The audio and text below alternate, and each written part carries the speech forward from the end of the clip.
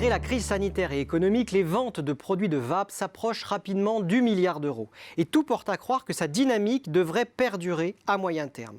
Les conditions de marché semblent en effet idéales. La lutte contre le tabagisme reste une priorité forte des pouvoirs publics en matière de santé et incitera encore de nombreux fumeurs à se détourner du tabac au profit de la vape. D'autant que le paquet de cigarettes se renchérit peu à peu pour atteindre en moyenne 10 euros fin 2020. Le potentiel de croissance apparaît également élevé du fait de la prévalence élevée du tabagisme en France. 24% des adultes déclarent fumer quotidiennement en 2019 selon Santé publique France, ce qui représente un nombre considérable de potentiels futurs adeptes de la vape. À condition bien sûr que de nouveaux scandales sanitaires n'éclatent pas ou que des études scientifiques ne remettent pas en cause l'innocuité de l'e-cig. Le confinement du printemps 2020 a eu pour effet de valoriser les points de vente de proximité et tout particulièrement les 20 000 bureaux de tabac au détriment des boutiques spécialisées au nombre de 3 000. Pour surfer sur la tendance, les buralistes sont de plus en plus nombreux à élargir leur offre dédiée à la vape. Ils sont notamment soutenus par les géants du tabac qui investissent massivement dans les produits dits à risque réduit. Ils y consacrent les 2/3 de leur budget R&D alors que les ventes de ces produits ne pèsent que 12% du chiffre d'affaires selon un panel de 6 fabricants de tabac.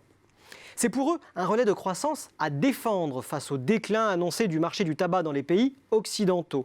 Et ces géants comptent bien se faire une place sur le marché français de la cigarette électronique, notamment en misant sur les systèmes fermés, appelés pods, seul moyen pour eux de garder la main sur une clientèle captive. Le confinement et les mesures sanitaires ont aussi valorisé la vente en ligne de produits de vapotage. Les pure players spécialisés comme le Petit Vapoteur ou Taclope en ont profité avec leur offre pléthorique et leur politique tarifaire agressive. On comprend alors que la concurrence monte d'un cran dans la distribution alors que les boutiques spécialisées conservent le leadership en matière de part de marché.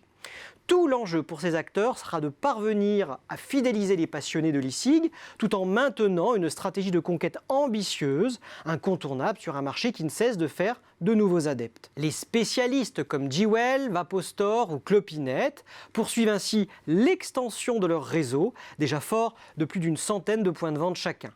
Leur but est de se rapprocher des consommateurs, de se poser en véritable conseil auprès des néophytes de la vape pour contrer l'offensive des buralistes alliés aux cigarettiers. Les enseignes spécialisées investissent également dans l'omnicanal, avec une présence renforcée sur le web, les réseaux sociaux et la vente en ligne. La bataille entre distributeurs spécialisés et le couple buraliste-cigarettier s'annonce âpre. Les stratégies de croissance pourraient alors être contrariées d'un côté comme de l'autre, d'autant que les taxes sur le tabac en Europe pourraient être étendues aux produits de vapotage dès 2021.